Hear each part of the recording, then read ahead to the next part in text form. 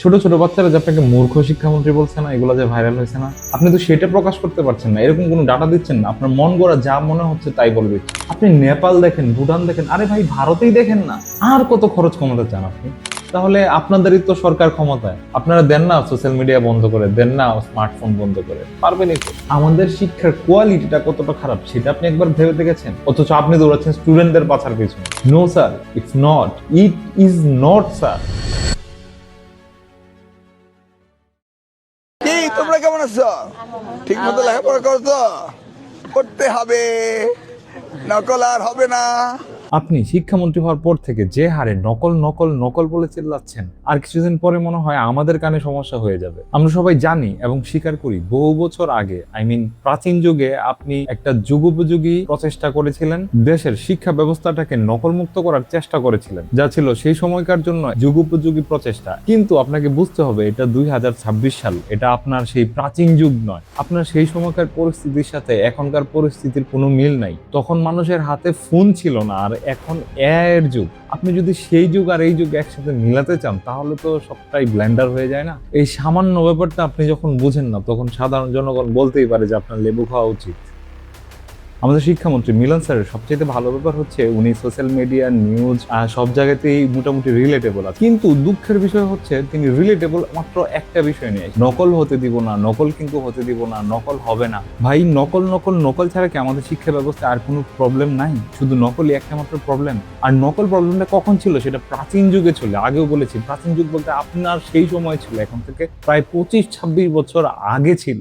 এখন কতটুকু বা নকল আছে, বা কত পার্সেন্ট নকল আছে? আপনি যে নকল নকল করছেন, আপনার কাছে কি ডাটা আছে যে গত 1 বছর বা 2 বছরে কি পরিমাণ স্টুডেন্ট এসএসসি তে বা এইচএসসি তে নকল করে পাস করেছে? এই পাসের পার্সেন্টেজটা কতটুকু? আপনি তো সেটা প্রকাশ করতে পারছেন না, এরকম কোনো ডাটা দিচ্ছেন না, আপনার মন গড়া যা মনে হচ্ছে তাই বলবে। কিন্তু আজকের এই ভিডিওতে আমি নিচে থেকে কিছুই বলবো না, প্রত্যেকটা ফ্যাক্ট আমি জাস্ট তুলে ধরবো, এবং আপনি কোন পথে হাঁটছেন এবং আপনার আসল উদ্দেশ্যটা কি সেটা বের করার চেষ্টা করবেন। আপনি আগে একটা কিছু করে খুব সাকসেসফুল হয়েছিলেন বা খুব ভালো কিছু করেছিলেন, সেটা আমরাও মানছি, স্বীকার করছি। আপনার নকল নিয়ে এতই সমস্যা, তাহলে আপনি আমাদেরকে ফ্যাক্ট দেন, আমাদেরকে ডাটা দেন যে এত পার্সেন্ট স্টুডেন্ট নকল নিয়ে পাস করছে। আপনি নকলের পিছনে দৌড়ে যাচ্ছেন, অথচ নকল নিয়ে কোনো ফ্যাকচুয়াল ডাটা দিতে যাচ্ছেন না, জাস্ট মুখে মুখে বলে দিচ্ছেন যে নকল হচ্ছে, নকল হচ্ছে, নকল দূর করবো, নকল দূর করবো। অথচ প্রশ্ন আউট নিয়ে যখন আপনাকে প্রশ্ন করা হয়, তখন বলেন সেটা গুজব। সেটা যে গুজব সেটা প্রমাণ করার দায়িত্ব তো আপনার হাতে। আপনি তো সেটা প্রমাণ করেন নাই, সেটাও মিডিয়ার হাতে ছেড়ে দিয়েছেন। আমরা না হয় সাধারণ মানুষ, এই বিষয় নিয়ে তেমন কিছু বুঝি না, কিন্তু যাদের এই বিষয়ে মতামত দেওয়ার ক্যাপাসিটি অ্যান্ড অডাসিটি দুটি আছে, আপনি কি তাদের কথা শুনছেন? তারা কি বলছে জানেন? আপনি 20 বছর আগেকার অ্যাক্টিভিটি এখন দেখালে হবে না। এখন কি দরকার সেটা করা দরকার ছিল। আপনি কথা বলছেন না আমাদের দেশের শিক্ষার মান নিয়ে। আমাদের দেশের ইউথ লিটারেসি রেট 90%-এর বেশি, অথচ সেখান থেকে মাত্র 36% মানুষের পঞ্চম শ্রেণী স্ট্যান্ডার্ডের বাংলা কথা বলার যোগ্যতা আছে। এই শিক্ষিত মানুষগুলোর মধ্যে থেকেই মাত্র 24%-এর পঞ্চম শ্রেণী স্ট্যান্ডার্ডের গাণিতিক যোগ্যতা আছে। আমাদের শিক্ষার কোয়ালিটিটা কতটা খারাপ সেটা আপনি একবার ভেবে দেখেছেন? কিন্তু আমাদের শিক্ষামন্ত্রী এগুলো নিয়ে কোনো কথা বলবে না। আপনার তো এইটা বোঝা উচিত, এই শিক্ষা ব্যবস্থাটা আপনি একদিনে চেঞ্জ করতে পারবেন না। আপনি 5 বছরের একটা প্ল্যান সামনে আনেন, এইটা মানুষকে বলেন না। আপনি হলে হলে দৌড়াচ্ছেন, আপনি স্টুডেন্টদের পাছার পিছনে দৌড়ায় দৌড়ায় দেখছেন স্টুডেন্টরা কি করছে। এটা তো আপনার কাজ না। আপনার কাজ হচ্ছে সঠিক প্ল্যান দেওয়া, সঠিক ইনফ্রাস্ট্রাকচার দেওয়া, অথচ আপনি দৌড়াচ্ছেন স্টুডেন্টদের পাছার পিছনে। এইভাবে আপনি শিক্ষা ব্যবস্থার মান উন্নয়ন করবেন? হ্যাঁ, আপনি প্রচুর প্রেস ব্রিফিং দিচ্ছেন, এটা করছেন সেটা করছেন। এই প্রেস ব্রিফিং এ যখন আপনাকে প্রশ্ন করা হয় যে আপনার সামনে কি প্ল্যান আছে, তখন আপনার আমতামতা শুরু হয়ে যায়, আপনি এটা বলেন সেটা বলেন, অথচ কোনো একটা কিছু ক্লিয়ার বলতে পারেন না। আর যেটা ক্লিয়ার বলেন সেটা না বললে বরঞ্চ বেশি ভালো ছিল। আপনি কি বললেন?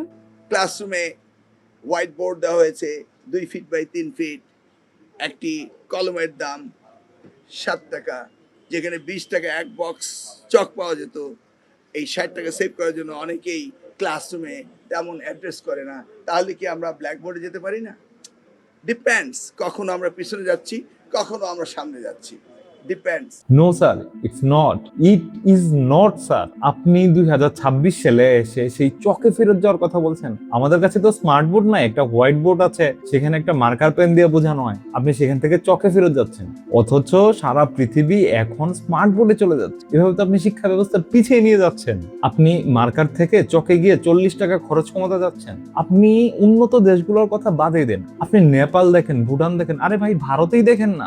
ভুটানে তার জিডিপির 6.6% শিক্ষার পিছনে খরচ করতেছে।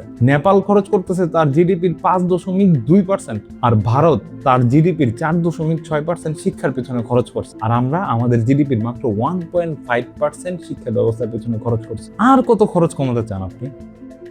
তবে কিছু ব্যাপারে আপনি ঠিকই বলছেন, আমাদের শিক্ষা কালচারটা নষ্ট হয়ে গিয়েছে।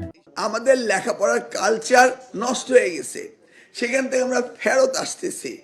আমরা তাদেরকে আনন্দমুখর শিক্ষা দেওয়ার জন্য ব্যবস্থা করছি, তাদের যত প্রিভিলেজ আছে সব আমরা দিচ্ছি। কিন্তু আমাদের কাছে কি মনে হচ্ছে জানেন, আমাদের কাছে মনে হচ্ছে আপনি সেখান থেকে ফুটেজ খাওয়ার চেষ্টা করছেন, আপনি অনলাইনে রিলেটেবল থাকার চেষ্টা করছেন। আর এই ব্যাপারটা কম বেশি সবাই বুঝতে পারছে। ওনার মধ্যে এক ধরনের অ্যাটেনশন সিক করতে চাচ্ছে উনি, এরকম একটা এবং রাজনীতিতে প্রাসঙ্গিক থাকতে চাচ্ছে, দলের কাছে ইয়ার কাছে হয়তো এই সমস্ত কারণে হয়তো উনি এগুলো করতেছে। দেখুন মিলন স্যার, আপনার মধ্যে সেই ক্যাপাসিটি আছে, আপনি শিক্ষা ব্যবস্থাটা চেঞ্জ করতে পারবেন, কিন্তু আপনি যে ইলিউশনের পিছনে দৌড়াচ্ছেন, আপনি যে মরিচিকার পিছনে দৌড়াচ্ছেন, সেটা থেকে বের হয়ে আপনি বাস্তবতার দিকে তাকান। এখন আমাদের কি প্রয়োজন সেটার দিকে তাকান। আমার বিশ্বাস আপনি যদি বাস্তবতায় ফিরে আসতে পারেন, আমাদের দেশের শিক্ষা ব্যবস্থা হবে এশিয়া মহাদেশের একটি অন্যতম শিক্ষা ব্যবস্থা। কিন্তু আপনার এই ইলিউশনের পিছনে দৌড়ানোটা, এই মরিচিকার পিছনে দৌড়ানোটা বন্ধ করতে হবে। আর আমাদের মতো সাধারণ মানুষের চোখে যা এইগুলা যাদের ধরা পড়বে, তারা ফেসবুকে পোস্ট করবে, তারা অনলাইনে পোস্ট করবে, তারা এইগুলা নিয়ে কথা বলবে, সেটাকে আপনি ডিজিটাল মব বলতে পারেন না কোনোভাবে। এখানে কিছু কিছু ভার্চুয়াল মব আছে, ভার্চুয়াল মব, এই ভার্চুয়াল মব এই সমস্ত কথাগুলি বলে। ডেমোক্রেসিতে এটাকে ডিজিটাল মব বলা কতটুকু যুক্তিযুক্ত সেটা আমার চাইতে ভালো আপনিই জানেন। আর আপনার কাছে যেহেতু মবই মনে হয়, আপনি যেহেতু মার্কার থেকে স্মার্ট বোর্ডে না গিয়ে মার্কার থেকে চকে ফেরত যেতে যাচ্ছেন, তাহলে আপনাদেরই তো সরকার ক্ষমতায়, আপনারা দেন না সোশ্যাল মিডিয়া বন্ধ করে, দেন না স্মার্টফোন বন্ধ করে, পারবেনই তো। আপনারা যেহেতু চকে ফেরত যেতে পারেন, এটাও সম্ভব, তাহলে আর ডিজিটাল মবও হবে না, কিছু হবে না। আপনারা শান্তিতে নিরাপদে থাকতে পারবেন, যা ইচ্ছা তাই করতে পারবেন, আপনাদের কোনো ব্যাকলেস সহ্য করতে হবে না। ছোট ছোট বাচ্চারা যে আপনাকে মূর্খ শিক্ষামন্ত্রী বলছে না, এগুলো যে ভাইরাল হয়েছে না, এগুলো আপনার এই ধরনের অসংলগ্ন কথাবার্তা বলার জন্য। আর এই ধরনের কথাবার্তা যদি চালিয়ে যেতে থাকেন, মানুষ প্রশ্ন করতেই পারে এই আমাদের শিক্ষামন্ত্রী কি আসলেই যোগ্য।